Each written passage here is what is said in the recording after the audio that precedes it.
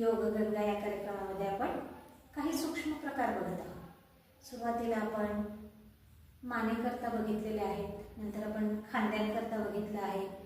आज आपण कमरेकरता काही सूक्ष्म प्रकार बघत आहोत। प्रत्येक प्रक्रिया श्वासासोबत लांब श्वास घेत राहायचा आणि लांब श्वास सोडत राहायचा आहे।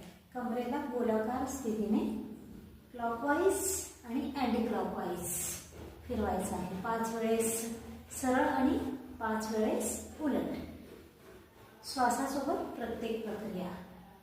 दुसरा जो प्रकार आहे या पद्धतीने दोन्ही हात असे ठेवायचे आहेत आणि सावकाश श्वास घेत मागे, पुन्हा श्वास सोडत पुढे, पुन्हा श्वास घेत आणि सोडत, पुन्हा घेत।